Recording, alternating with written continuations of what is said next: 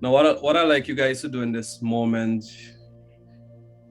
you can decide to do this with your eyes closed or open, whichever is most comfortable for you. Just want you to take a deep breath and exhale and just relax. And now, as you're here to learn and to relax, and you find yourself in a comfortable position, you can now feel the tension leaving your shoulders because you have relaxed in the past, and that means your body can find relaxation all over again. And the more you relax, the easier it becomes for you to continue that journey of comfort inside. Because the body is built in a way that makes relaxation wonderful. Now, as you feel the comfort of that relaxation, it means that your body can continue the process of unwinding every single muscle now. Because you're here to find out just how deeply you can learn and relax. Because you have felt relaxation in the past. And this means that you feel comfort and relaxation more quickly today than what you've used to. And as you feel that first sense of comfort, I don't know if it's in the inside or maybe it's somewhere outside of the body, because people relax in different ways, which means you'll find your own way of relaxation. And with this heightened state of relaxation, this would make it even more comfortable for you to engage fully, even more comfortable for you to show up and play full out. Because everyone needs to find their own way of relaxation. And as you find your way of relaxation, it means that you can find that comfort from the body, that comfort that your minds bring, that comfort that is dwelling inside of you. Now, in this moment, as you're generating that feeling of relaxation, just want you to take a deep breath. And as you exhale, I want you to bring yourself back to the room.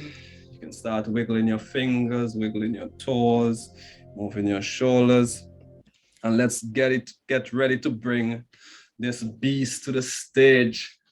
Hi there, Adrian here, and this is a video from a Zoom session that we do. We do these Zoom sessions every Sunday, and we take questions and answers from the audience, some of our students, some of our members. We never know what questions are coming up, so I'm always excited to do these sessions, and I hope to see you at one of them. Make sure you hit the subscribe button below and check out the other playlists that we have. Thank you, enjoy.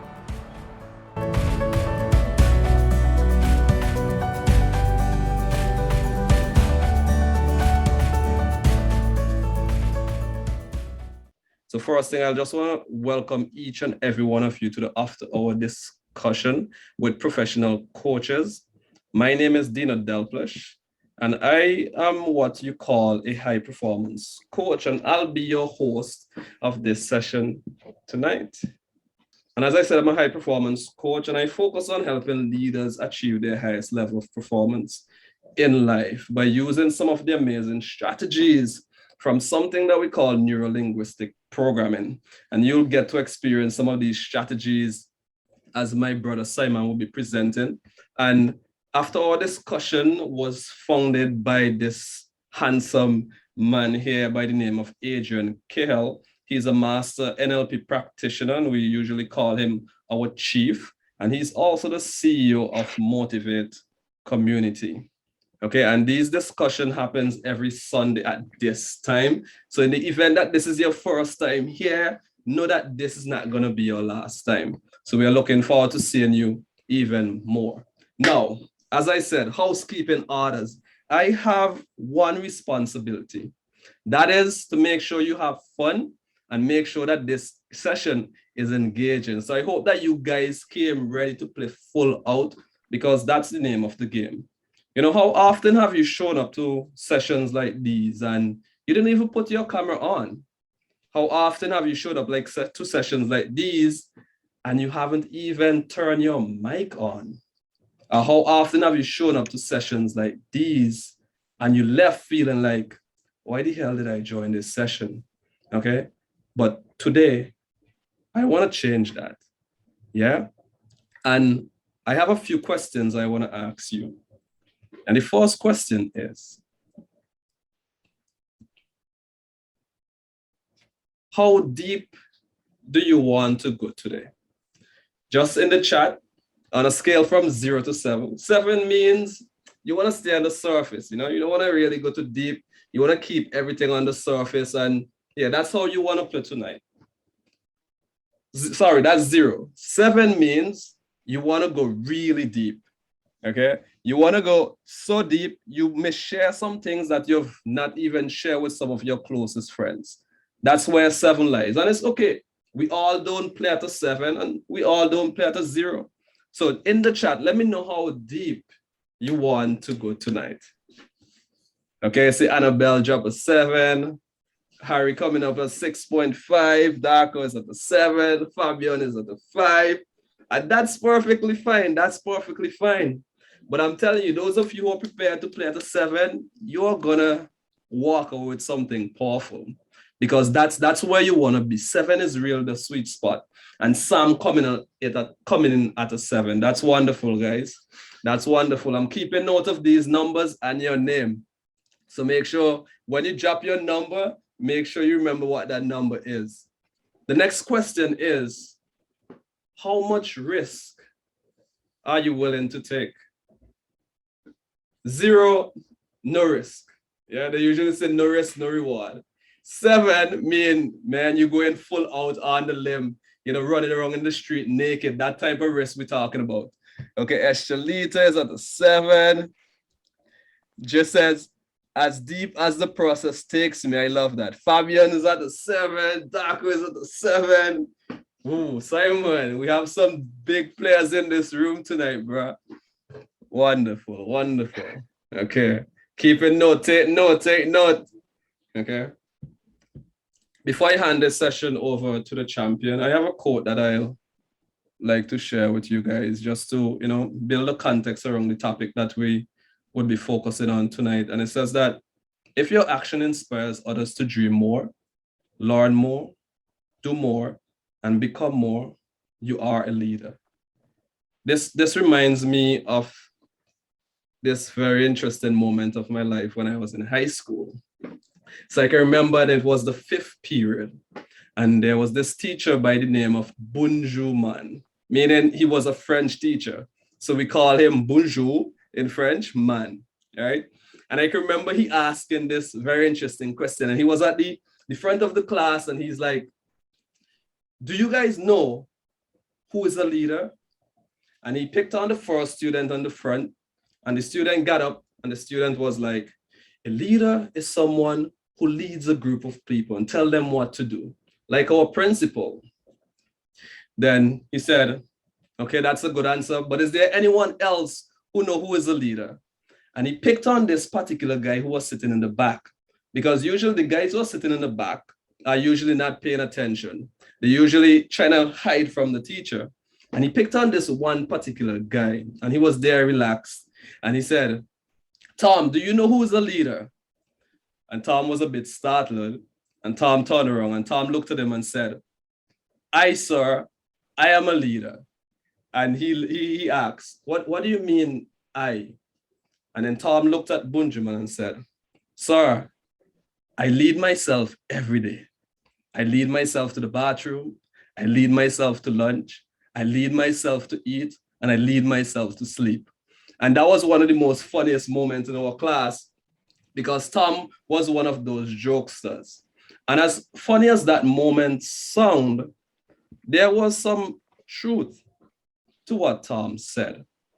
Because I also believe on a fundamental level, the first person who we do lead is ourself. Yeah. It's our responsibility on some level to, inspire ourselves to dream more. It's our responsibility on some level to inspire ourselves to become more. And that's why I believe leadership starts before it starts with anybody else, with self. Okay. So I just wanted to keep this in mind as you are entertained and educated by my brother Simon, and know that beyond everything else, okay, if your action inspires yourself to dream more, to learn more, to do more and become more, you are a leader. Okay, now for the main piece, the main course, as we like to say whenever you come to eat. And this is a brother by the name of Simon Mlik. He'll have to correct me on the last name. We've been practicing this, and I hope I got it right this time. Okay, Simon is a project manager, and also Simon is a certified neuro-linguistic practitioner. Yes, that means Simon has put in the hours learning the different strategies of neuro-linguistic programming, whether it's building rapport, creating anchors, and helping his team getting unstuck. Yeah, and tonight, Simon has a very interesting topic that he will be presenting to you. So at this time, I would pass the baton over to Simon so that he can continue where I've left off. Simon, the floor is yours, sir. Woo, Dino, what introduction. Thank you so much for this. First of all, can you understand me clearly? All right, perfect. Okay, so we heard Dino speaking about leadership and the importance of leadership. What I want to do today is I want to speak about followership and what it means to be good at following. And I don't want to get too much into the details about the definition of followership and what exactly it is. What I want to do is I brought an example. I brought a situation for you guys, a very exotic one. And I would like you to analyze it and come up with a solution on how a certain person can shift their mindset to a follower perspective and therefore still can contribute to the team's or organization's success. A little bit to my person, as Dino said correctly, I'm a freshly baked NLP coach out of the bakery of Adrian Cahill. And I had a lot of practice sessions with my peer Dino and a lot of fun as well. And also I'm working as a project manager for mostly strategic projects in a biotech company, and we provide solutions for biopharma companies which produce vaccines, for instance, the COVID vaccine. And it's a very high-techy industry, because imagine in the end you have a vaccine that goes into the human body. So we as a company, we have to follow strict guidelines to help our customers to produce these products, and they have to follow strict guidelines. And me as a project manager, I have to follow my stakeholders, I have to follow my manager, and most of my colleagues are actually followers and not leaders. And I would argue that on the planet, we actually have more followers than leaders. And I would like to ask all of you guys, raise your hand if in the last 3 to 4 weeks or maybe months, you stumbled across any offers, trainings, programs that deal with leadership.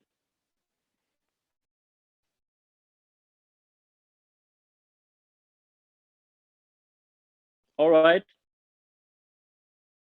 I would ask you, that's maybe because most of you already know Dino, the high performance leadership coach, but I would ask you the same question for how many of you guys have came across any programs, advertisement, offers, or discussions around followership.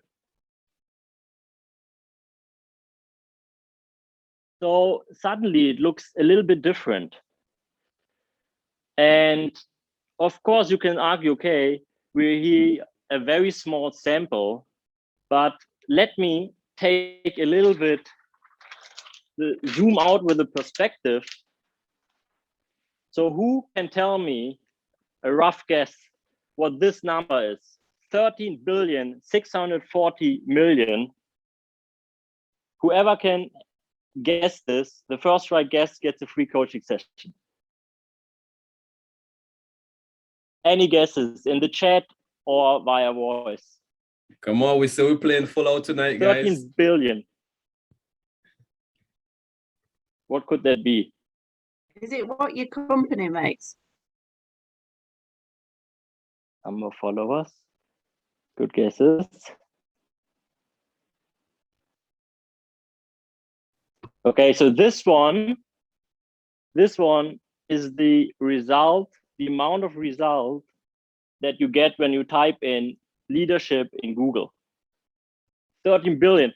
It's insane. I was even surprised that anything you type into Google gets 13,640,000,000 entries.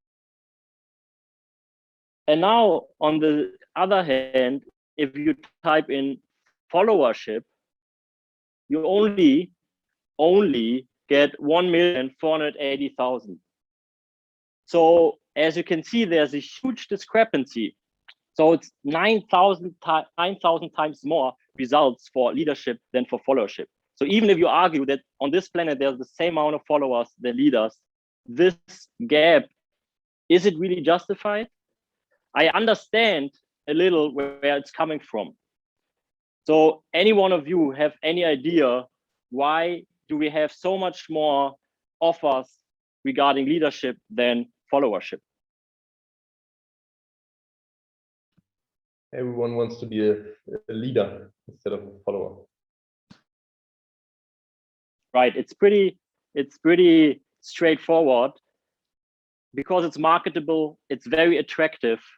There's a lot of positive attributes written all over leadership, social status, power, financial reward, influence, purpose. So there's no MBA marketing themselves as become a good sheep in the herd.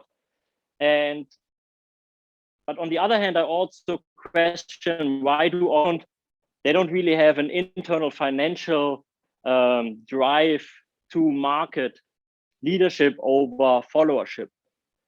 And I came across my trainings in the company, and a lot of trainings were regarding leadership, and not only one training regarding followership.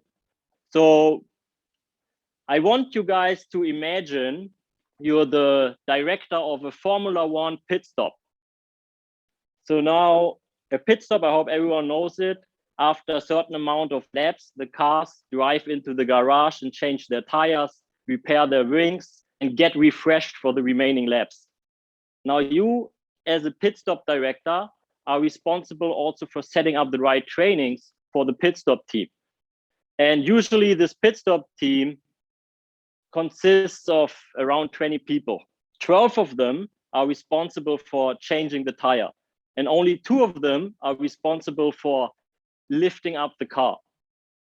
Now, you as a director, would you rather offer more trainings regarding changing the tire, or would you offer more trainings regarding lifting the car? And I want to encourage every one of you to actually become a leader. So there's absolutely nothing wrong with becoming a leader. Go to Dino's workshops. He's an amazing coach teaching on leadership. But I also want to encourage you as coaches, you as individuals, as part of an organization, maybe you're leaders in the organization. I want to encourage you to not overlook the importance of learning how to follow, and also shifting your mindset or bringing yourself in the right mindset to be a good follower. And what this means, I would like to illustrate on an example I brought you guys today. And for some, this example might be actually a little bit exotic. And because besides being an NLP coach and working in a biotech company, I'm also very passionate about competitive video gaming. Esports, electronic sports, as some might say. In particular, a game called League of Legends. And if you don't have any idea, perfect. I think it's actually good because maybe we get a different perspective of if you would know the game. And in fact, it's not so much about the game itself. It's more about the mindset of the player. The game, before you focus on the little drawing, then let me tell you, the game is played 5 versus 5. And each of the 5 players control one character with a specific role. And they then join a game, usually online, and then they go on a battleground and fight 5 versus 5. You could imagine it a little bit for those who play chess, a chessboard, but with 5 players, and each player only controls one piece.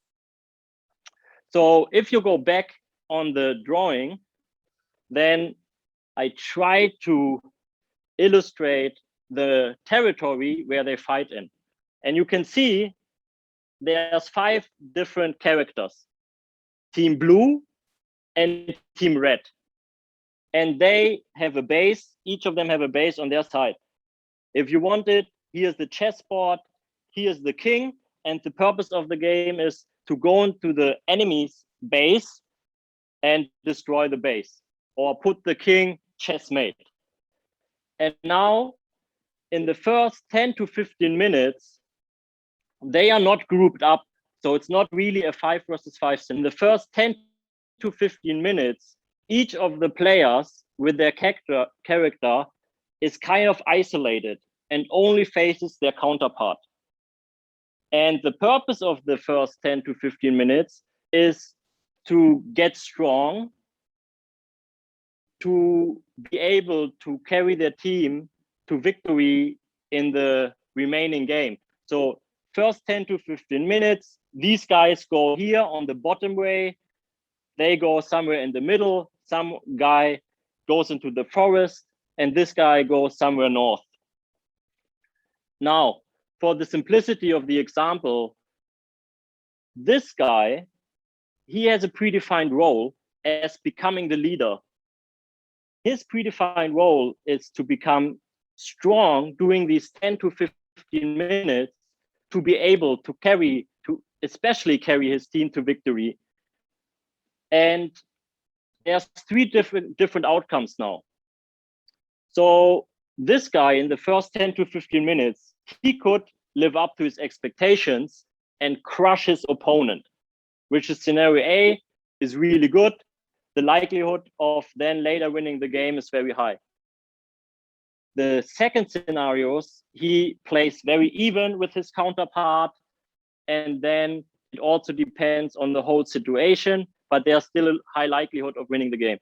Now, the third scenario is that this guy gets crushed, so he underperforms. So in this game, you can die as many times as you want, but every time you die, your counterpart gets stronger and gets more gold. So let's say this guy, in the first 10 to 15 minutes, he underperforms. So he's motivated, but he's also expected to stand out of the group, out of the team. He is expected to become the leader, to get strong, and to carry his team to victory. But the reality is he gets crushed on. He completely underperforms in these first 10 to 15 minutes. And now the question is, what does this do with him mentally? How does this impact his mindset? How does this impact his behavior for the rest of the game? And also, how does this impact the communication with his teammates? So this is the first question I would like you guys to answer by getting together in the groups of 3. The second question is, let's say you're the coach, you're his coach. What advice would you give him? to still be able to contribute to the team? What should he do? What can he do to still contribute to the victory of the team? And, or if we want to rephrase this question, what's the difference between a common player, an average player, and a high-performing professional player? Where do you think is the difference in the mindset and in the behavior? If I may. Sure. I would say, yeah, we should discuss in the group how the supposed leader getting crushed and getting defeated influences us as a group going forward to winning this battle. That's question one in my mind. And question two is if we, what's the difference between professional players and recreational players? How would they react on his being crushed? And what's the difference in approaching the going forward in the game, as I understand it? Okay. Correct. Yeah, maybe it's a little bit different. So in this, we are not these guys. So we are standing on the outside and we look only into this guy's mind. And for the first question, you guys get into groups and think about, analyze this guy's mind. What's going on in his mind?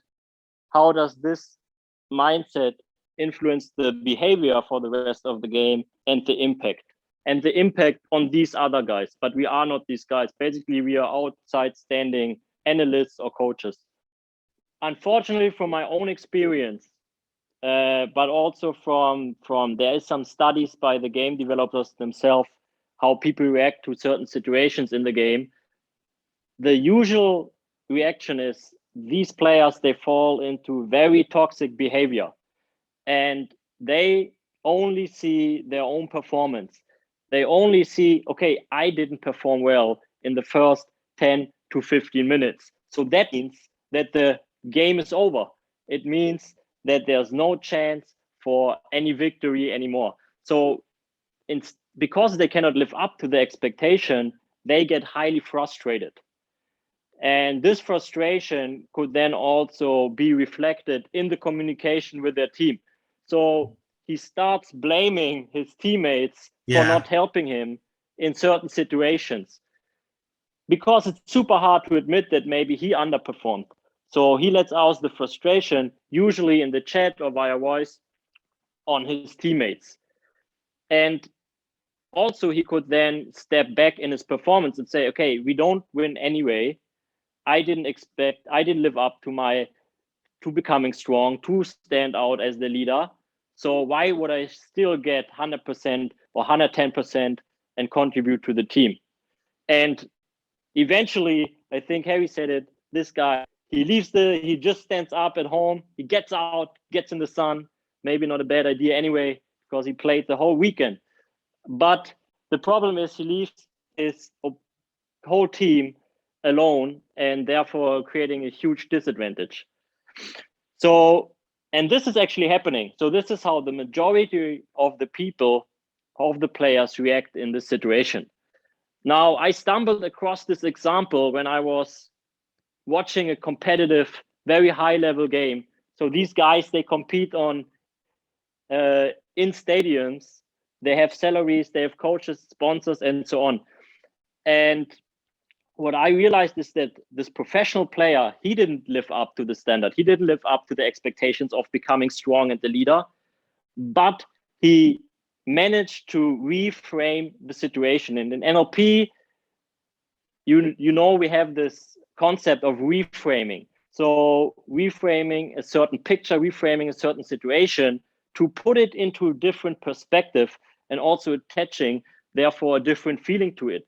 So instead of being in this leadership frame, this professional player in this situation, he reframed and he said, okay, let me go into a follower situation. And I like what Sam said, he sees the bigger picture. So he zooms out and he analyzes, okay, I didn't do well, but who of my teammates actually performed, maybe overly performed? Who of my teammates actually can live up to the expectations? Who is better than me at fulfilling this role of the leader? So then they also accept that they cannot do it, and they accept that someone else in their team can actually step up. And therefore, this also influences then the behavior of the game, because the way they play the game is also different. They position themselves different, and usually if they can live up to the expectation, they buy certain items that are leader items, maybe do a lot of damage whatsoever. But you could see this professional player, once he was in the follower frame, he bought supportive item. He thought, which items do I have to buy to still be able to support my team? So he bought items that bring a shield on the new leader or heal the new leader, and so on. And with this mindset and with this behavior, he actually was influential to still being able to win the game, or the likelihood of still winning the game is much higher. And I actually like this example because I could also apply it to different regions of my life. One is for work, but before we jump into this, I would like to ask you also about the group discussion you just had now. So in this discussion, I also ask you, I don't know if you discussed it, who will present the results? I don't know if you even touched this, but usually in the group discussion, some people speak a little bit more, some speak less. One is more knowledgeable than the others. How was the group dynamic in the discussion in terms of, were you more in a follower mindset because someone else was more knowledgeable, or did you see yourself more in a leadership mindset just now?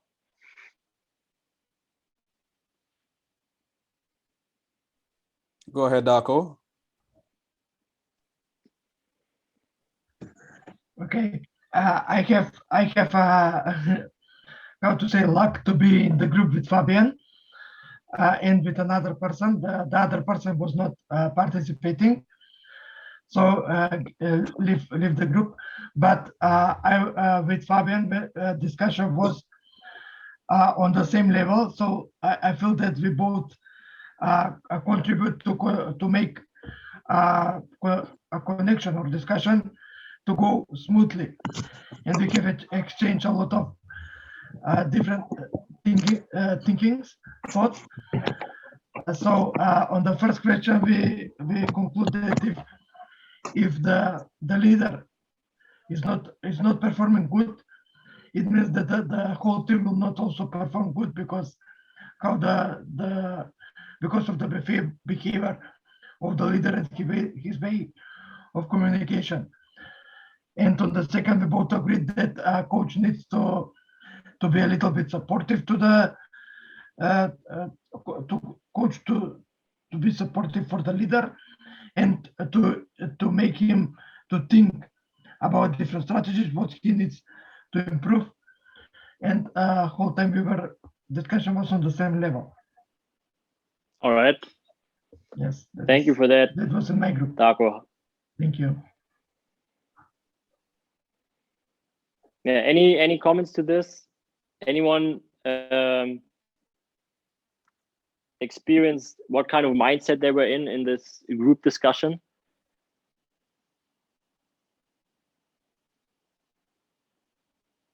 I had, I think it's right, Stella and Jacob. Me and Stella started talking, and I encouraged her to talk. At the same time, I also said, you want to share within the group later? And she said, do you mind you doing it? I said, no, I haven't, no problem. But I gave her the option, and between us, we filled Jacob in what was going off, because I think he missed the first bit of it. So he then could discuss and be engaged in the conversation at the same time. So I think it switched roles. We were the leader, and we also were about the same at the same situation, depending on what skills we were actually talking about at the time. All right. And I think you also wrote in the chat that you're also leading a team. I have done Have you- before, not at the moment. Okay. If you take this example of the gaming, is there any field of your life where you could adopt this, or where you faced a situation where you didn't step up as a leader, but it was also maybe difficult to follow a certain person? Or can you think about any field in your life where this might be applicable, and shifting your mindset to the follower frame can be beneficial still then to yourself, but also to your team? Yeah, like I said, when I've been sick or I've been unable to perform, because one time I had to talk and I couldn't because I lost my voice because of a cold. So then the person who knows me the most and the best within the skills that we both have, and they're about the same, I just stepped back and let them lead the team for the whole entire day. I was there to help and assist if they got stuck, but I just let them go with it. And I said, I'm here if you need me, in not a very loud voice. But yeah, it worked. All right.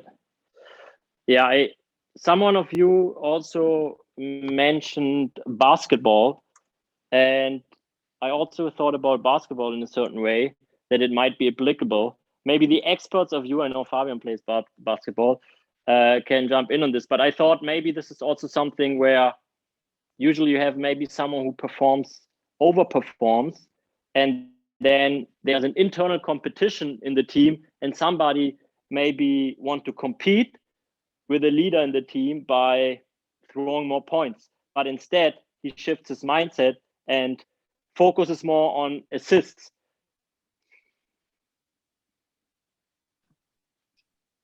Darko and I actually also talked about basketball, or I came up with the topic because it's very comparable. I think so too. But I said as well that the role of the leader in the basketball team is also, a leader makes everyone better. It's just the attitude that he puts on the table, which then motivates everybody else to just follow his shoes or follow his mindset. He motivates. It's not just about points, but just making everybody else on the team better and setting the right tone. Yeah. Anyone else with a example?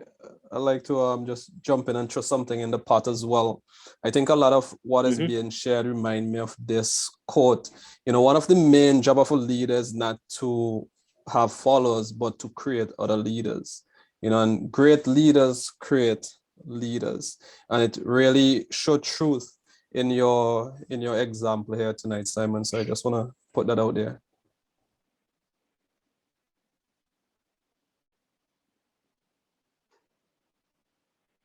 Yeah, so thank you for this. And so for me, it was, for instance, a few years back, I was in a project and I had to cooperate with another colleague who was a leader of a team and also a project manager. And for some reason, I didn't fully accept this person as an expert, as a project manager, and as a leader.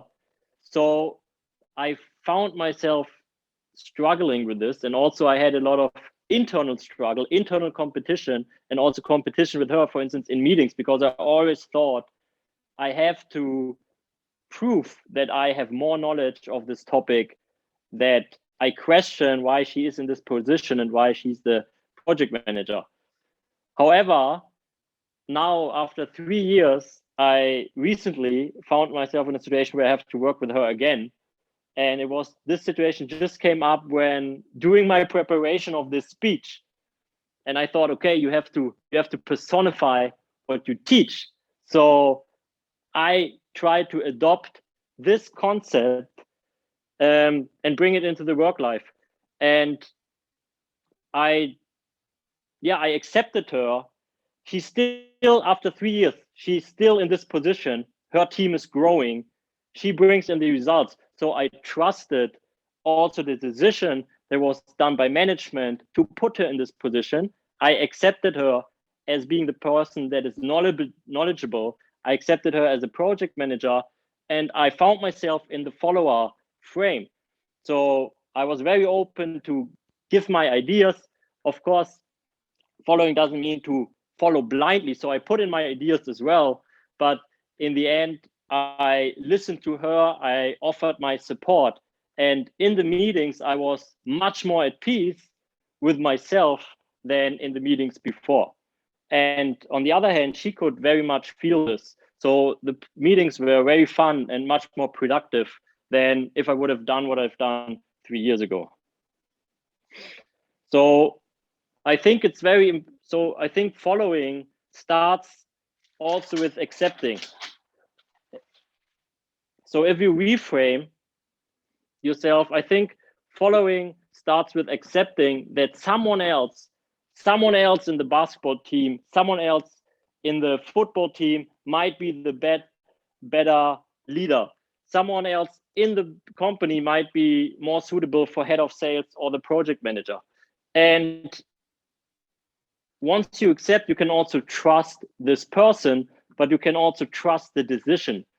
So for instance, I trusted when someone is elected in a certain position, you also trust the managers that put this person in the position. There is a reason for it. And there's also a reason why the coach put this guy in the leadership position in the basketball team. So you trust the coach and you trust the person. And then you can learn from this person. This is also very important for learning how to follow, because when we think about NLP, for instance, NLP in the beginning was based on the concept of modeling successful people. So we look at what do successful people do differently. And this can start actually by your peer who suddenly got promoted. So what did this person do differently that he got the job? Instead of being bitter, be better and learn from him or her. And I also really liked what people said here. You focus on the greater good. And this is also what the player in the video game did. He zoomed out. He didn't make it about himself not being able to step up as a leader, but instead he focused on the greater good and he put his ego behind. And when we think about a situation in the video game, I think these are all attributes that also must be reflected in the leader. So what could have happened in the video game is that the new leader who actually were able to step up, he starts blaming this guy for not being able to step up and be strong and carry the team to victory. But also in leadership, you should learn and you should see that a certain person in your team shifts just reframed into the follower mindset. So you accept this person as a follower, also you trust. So in the end, you also learn from each other, because let's think about it. In the beginning, I said most of the people are followers on this planet, but in fact, maybe better sentence is we are usually both. Sometimes we are followers, sometimes we are leaders. When I think about my company, my manager as a manager, this manager as a manager, even the CEO has to follow to a certain degree the shareholders or the advisory board. So it really depends on the perspective if we are a follower or a leader. And in certain situation, it makes sense to reframe your situation and to embrace being a follower with all these attributes. And this is my main message to you guys. Any comments or questions on this? I think it's really interesting. The whole sort of topic. Generally, what comes to my mind is around, and I think a lot of this stuff in terms of where we're at is cultural, isn't it? We're sort of drawn to,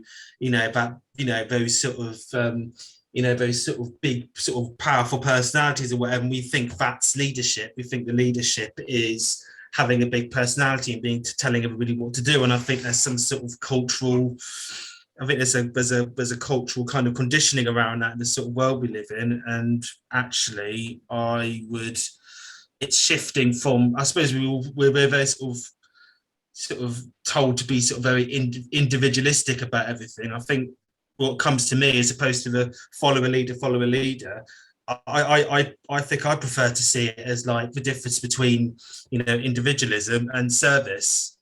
You know, I think having service, it means whatever role that you put in is whatever role you put in. It doesn't, because really in terms of you know, either sort of coordinating something or following what somebody else is saying is kind of, to me, is kind of interchangeable. When we sort of use that to say follow a leader, like I kind of think, well, the connection really is around service more than anything else. And I suppose we're all leaders and wall followers. We're just basically playing whatever role we need to for the greater good, basically. So I don't necessarily find it helpful to sort of split following from leading, but it is important to make the distinction that most of the time we, you know, our human nature sometimes can go into that kind of sort of like chimp kind of mindset where we sort of get competitive and, you know, we tear each other down. And that, I suppose most people do that because there isn't that awareness that actually there is that level of us, that kind of more like kind of primitive part of ourselves that, you know, actually if we have more awareness and connect to something bigger, then we can do something that's more, we could do something that's more fulfilling for everybody. So that's sort of what I'd just like to share about that. So very nice. Thanks for that. What I also noticed is that it's relatively easy to follow very famous or very popular people. Like it's very easy to follow Elon Musk, take him as an idol, just by clicking on following. But in your work, in your very close environment, it's much more difficult because it's much more real that someone else might be more suitable for a position. And then your competitive kicks in, which is also, it can be good and you can use it.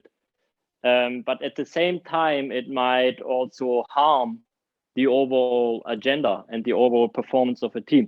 So I think if you are able to reframe or to accept that someone else might be more suitable for a certain role, and you follow this person or you give the service regardless of as follower, as a leader, then this is what in the end makes a high performing team.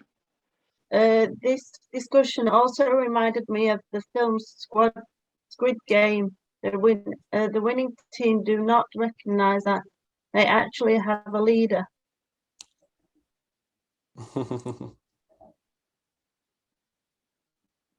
All right.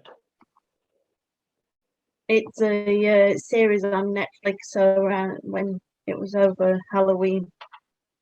So yeah, they just did games to win money, but if they realized if they worked together, they would advance quickly and better and within the game.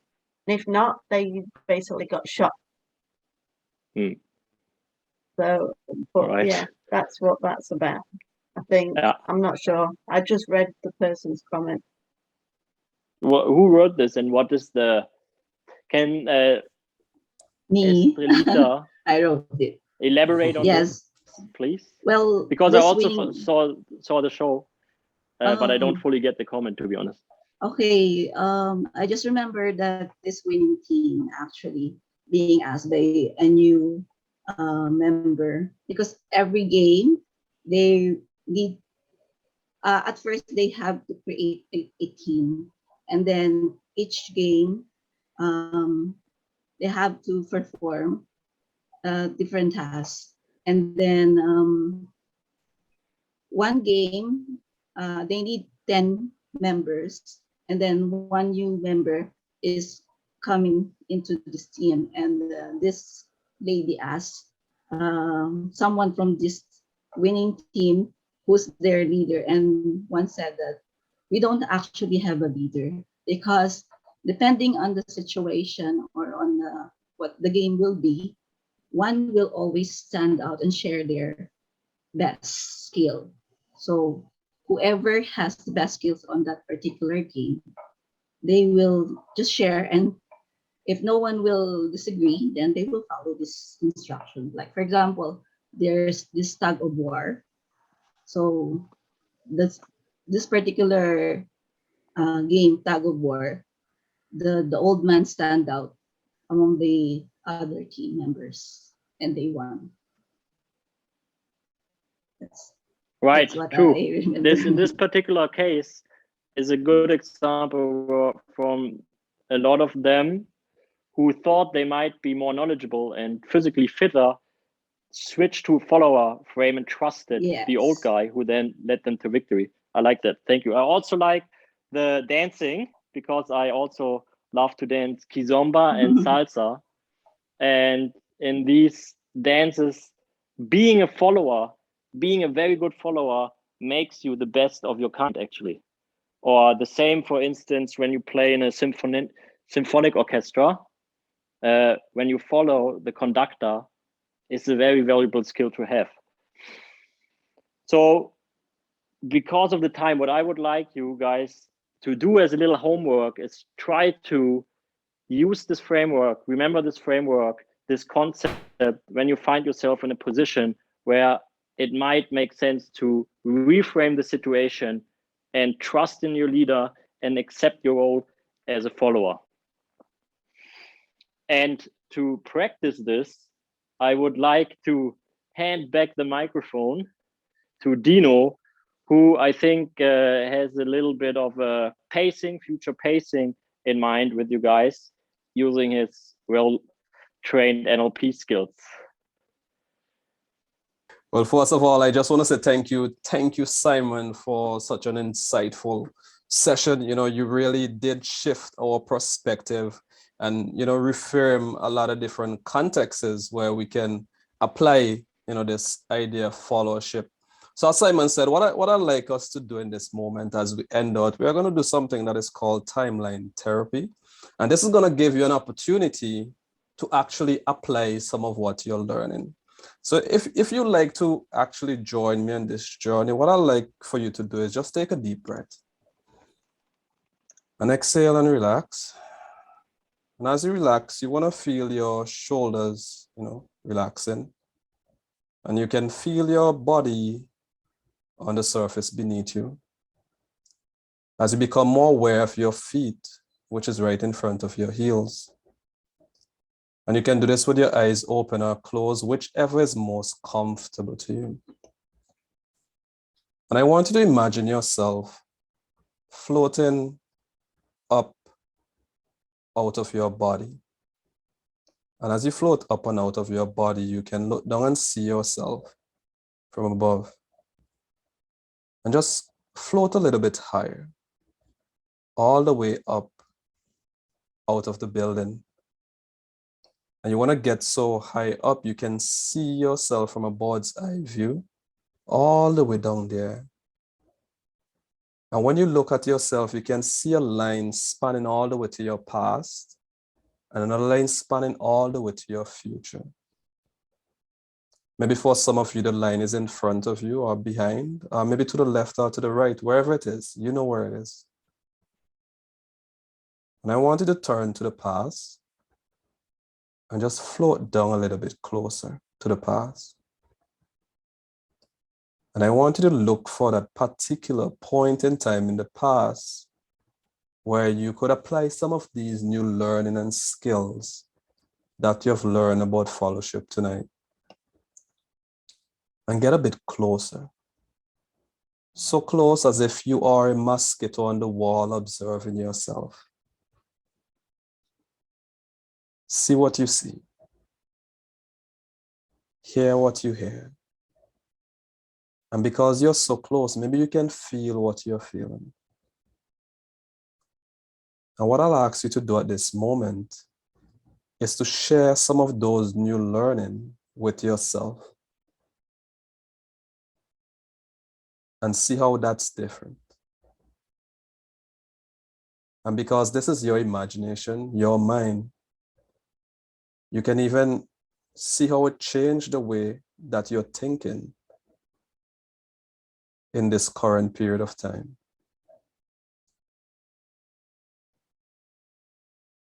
And as you see yourself changing in the moment, you can see this new light of energy radiating throughout you as you're exchanging these new resources. And maybe in this moment, they're learning that you can receive from your former self. Take some of those learnings with you. Now, as you do this and you experience yourself changing, I want you to float all the way back up and out of your timeline, all the way up, where you can see the present and the future all the way ahead of you, and float back to the present. As if you're Superman, some of you are flying, some of you are floating, and you want to float all the way back to the present. And just observe how that change is being rippled throughout your entire timeline. From that moment in the past to the current moment, spanning all the way to the future. That's right. And now when you're satisfied with the change that you have made, I just want to invite you to float all the way back down, back in the building, back in the room, back into your body, and feel how that's different.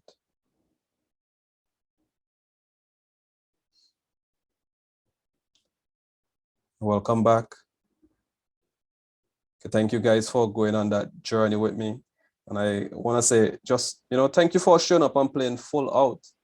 Yeah, for those of you engaged and share your ideas, share your thoughts. I'll call a few names: Sam, Harry, Darko, Jay, he's not here, Estrelita, and all those of you who showed up and even just listened, because, courage is showing up and letting yourself be seen. Yeah. And you took courage tonight to do that. And I just really want to appreciate that from you. And I just want to leave you with this quote that I started out in the beginning, which is, if your action inspire others to dream more, learn more, do more, and become more, you are a leader. Yeah, you don't need to be an Elon Musk. You don't need to be a Bill Gates. But in the whole essence of you being an individual, being in a community, being in a family, being in a body, you are a leader. Okay? And I have some things that I just want to leave here for you. For those of you who'd like to get connected to Mr. Simon Milik, okay? You can connect with him on WeChat, When We Were Kings. That's an interesting WeChat handle there. Or you can connect with him via email if you're interested in having a further conversation with him, or maybe discuss some possible coaching opportunities. That would be something interesting for you to experience as a leader, or even as an individual who would just like to take your game up a notch. Yeah. Also, in the coming weeks, we have 2 interesting sessions, which is next week, Sunday. We'll be retouching those New Year's resolutions. Earlier in the year, we had a session in terms of creating an extraordinary year. So we'll just be checking in with those of you who showed up, or maybe those of you who didn't show up, and you'd like to check in with yourself and engage in more discussion around this topic. Also, after that, the following week, we'll be inviting another NLP and public speaking coach by the name of Tatiana, just to share more knowledge and experience with the community as we grow together. And last but not least, we have another event that is coming up where myself, along with a group of extraordinary coach, mentors, and trainers, would be hosting a 2-day summit. So for those of you who'd be interested in something like this, and ready to learn more strategies, more tactics, and habits of some of our world's greatest leaders, you can tap into this session, and let's grow and level up together as we navigate the complexities of 2022 or even 2023. And that's the end of our session for tonight. If anybody have any questions about Motivate Community, you can ask myself, or you can ask Estrelita or Annabelle, who is also a part of the team here at Motivate. and we would be happy to answer any of your questions. What I'd like to do before you guys leave the room, those of you who have your cameras on, just keep it on. I want you to put a smile on because I would like to take a screenshot and we'll share this in the group just to let you know that we were here. So make sure you put on your best face because we're gonna take this picture in 3, 2, 1. Hold on, sorry. Okay, gotcha. So thank you guys for a wonderful moment and do have a glorious evening, morning, evening, wherever you are in the world. Thank you. Yeah. And Happy New Year from all the people from China. Yeah, Shinde and Koila, Happy New Year from the East. Yeah. Happy New Year. Happy New Year, Unleash the everybody. tiger. Happy New Year to everyone. Happy New Year. Cheers. Okay, see you Thank all you, again on Simon. Sunday. Thank you, Simon and Dino. It was a wonderful session. Yeah, thank you very Thank you. much. Okay. Thank you. Thank you. Thank you too. Everyone. Bye. Thank Bye you. for now. Bye. Bye. Bye, Our pleasure, everyone. Jasmine. Bye. Bye, Sam. Bye Bye bye. bye. Thank you, Dino Aus der Our Reihe. pleasure. and Simon. Yeah, nice meeting you, Jasmine, Ellie. Boom! You made it here! Good on you. Make sure you click the subscribe button below and check out the playlist at the end. If you'd like to come along to our Sunday sessions where we host a live, free Q&A for our students and members, you're welcome. I'll see you there.